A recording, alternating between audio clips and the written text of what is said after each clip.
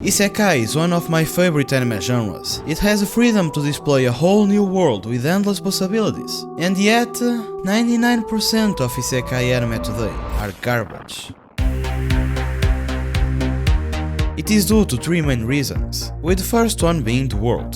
Isekai is a subgenre of fantasy in which a character is suddenly transported from their world into a new or unfamiliar one. Keyword: new. If an isekai is supposed to transport a character into a whole new world, why do we always get the same fantasy world over and over again? Why do we always have the same adventure guild system? Why do we always get same monsters? Isekai is a genre of infinite possibilities. Just imagine how cool would it be to have a psychological horror isekai that occurs in the dying world of Dark Souls. Or a horror action one where the main character has to escape the messed up world of Doom while being chased down by demons from hell. That would be hella cool, hella interesting, hella better than your usual fantasy setting. Or maybe we could have a world based on God of War. But I mean, who'd want that? Which is exactly what they said when I was born. Another problem that world faces in isekai anime is that it is everlasting. It stays the same throughout the course of the whole anime. The technology doesn't progress. Natural disasters doesn't happen. When was last time that you saw an earthquake on an isekai anime?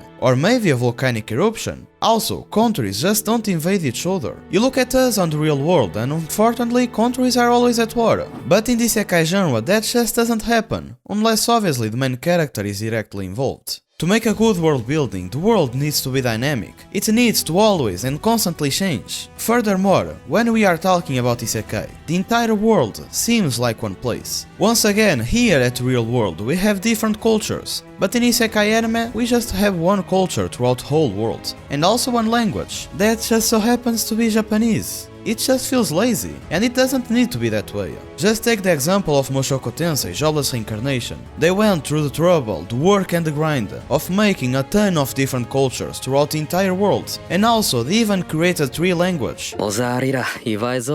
How crazy, how cool is that? I know that's a ton of work, but it just makes the whole story better. 2. The side characters. They simply have no reason to exist. They are not needed in fights. After all, the main character is overpowered. They also can't solve their own problems. They need the help of the protagonist to find solution to them. And they can't even grow on their own. It doesn't matter if I'm talking about personality or the strength. Furthermore, they don't help drive the world nor the story forward. When was the last time that a catastrophe arrived and side characters resolved the problem on their own, while the protagonist was doing some other minor stuff? Never. It just didn't happen. So, if they are useless and they don't drive the plot forward, then they only have 2 real uses. One of them being fanservice. Now, I don't have anything against fanservice. After all, the fans like, and it helps tell the story. The problem resides when the only use for a character is fanservice, and the other real use of side characters is the comic relief, which is same story as fanservice. And another big problem that these characters have is that they all have preset personalities. What I mean is that their entire identity as a human being is just copy and paste. We even created names for them. We have the tsundere, the yandere, kudere, dandere, joudere. It became so lame that it came to the point that you can predict with a 99 accuracy rate how a girl will behave just based on her breast size and hair color. It is just ridiculous and lazy. Side characters need to start having more deep personalities. 3.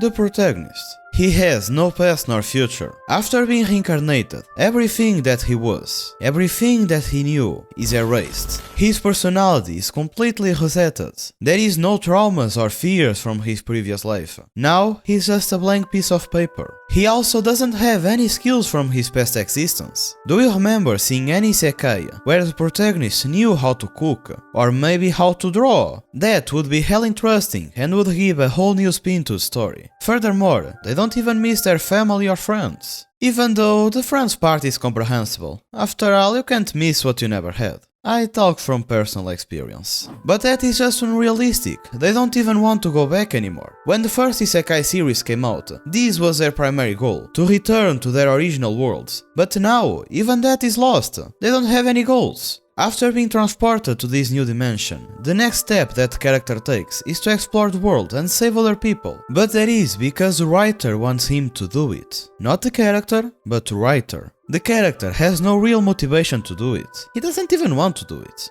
And when the story has a goal, it is to defeat the Demon Lord, but he doesn't know anyone from that new world. Why would the protagonist even do that? We don't care, and neither should him. And it doesn't even end there. Another big problem that plagued Isekai protagonists for years is that they all have generic personalities. They are always good by nature. But that's because they are the hero, right? No, that's wrong. They don't need to be the hero. Just imagine a story where the person who was reincarnated was a thief in his previous life. That would completely change everything. Instead of going out and doing missions on Adventure Guild, he would just steal. Or just envision a narrative where the protagonist was a greedy king in his previous life. And now that he was transported into this new realm, he would still try to order people around. The difference is that now he has lost everything. He doesn't have any authority or power. There are so many stories that you can create just by changing the nature of the main character, and it is a potential that is always completely wasted nowadays. And I'm not even sure if I should call it personality, because after all, they don't have any identity. The characters never have any hobbies, or just interest in anything. As far as I'm concerned, people in real life like different things. One might like to play chess, or sports, anything would do it. But the protagonists of these stories don't have any sense of identity, or even a sense of style. Everyone has black hair, no one uses a necklace or a hat. To make matters even worse, the main character is almost always a man that doesn't have manhood. It doesn't matter if the most beautiful goddesses in the planet are always throwing themselves at him, and even end up sleeping in the same bed as him.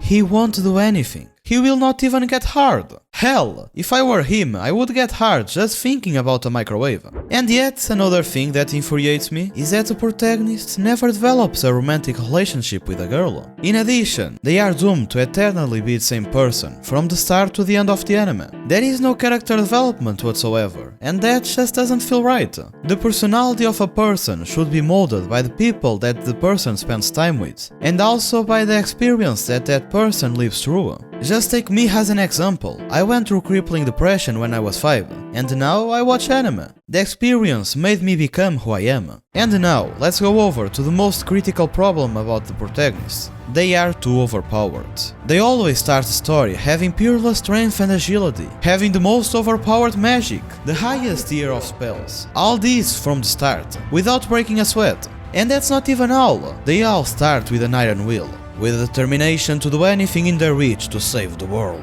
People don't work like that. And it's worth to note that the problem here isn't having an overpowered character. The problem is having the character be like this from the start. First and foremost, I don't relate with an overpowered character. What I relate with are the experience that the character had to pass through to become this powerful. I want to see how he became like this. What training did he did? What situations did he pass through to become like this? I want to see that. I want to see the grind. That's hella more interesting than already starting the story with him being that overpowered. Furthermore, if you have a character that mighty right from the start, then the battles doesn't really mean anything. You already know the outcome. It is just boring to watch. And granted, there are other ways that you could go around this. But one thing is for sure, if the stakes don't come from physical prowess, it has to come from somewhere else. Something that the protagonist can't overcome through might alone, which is a very hard thing to do. The Outliers. As you know, not everything is black and white. 99% of Isekai anime today are pure garbage. But there are still some anomalies, and one of them is Konosuba. Kazuma is the protagonist of this story, and he has a real personality. He is not good by nature, just like many other Isekai protagonists. In fact, he is kind of a douchebag. He yearns for true gender equality, and despite you agreeing with him or not, the fact that he has a real personality makes the character likable. Furthermore, he is physically weak and has no powers, which gives him the opportunity to become powerful. He's always making mistakes, which permits the character development. Let's also talk about Gang. Every character here is important to the story, and also to the development of Kazuma. Everyone here is also flawed. Megumin is always talking mighty tough, even though she's someone wearing underwear in stealing range. I stole that joke. Aqua is more useless than my ad blocker. And Darkness? She's so masochistic that I won't even hit her with my criticisms. But despite everyone being fundamentally flawed, they all are useful in combat nonetheless. And most important, everyone in story is likable. And Konosuba is not the only one that does things well. Isekai has an advantage that no other genre has. It alone owns potential to change the entire anime industry as a whole. So it's finally time for the writers to start putting the time and effort into creating a groundbreaking new world, and a cohesive character with a backstory and real goals to start living in this realm. After that, the rest of the story will write itself. With all that being said, I just want to thank you to watch until the end. If you want to watch a video where I give some Isekai anime recommendations, you can always watch this one. And always remember, there is no terrible anime if you don't have tastes. Now, I'm going back to watch Isekai Oji-san.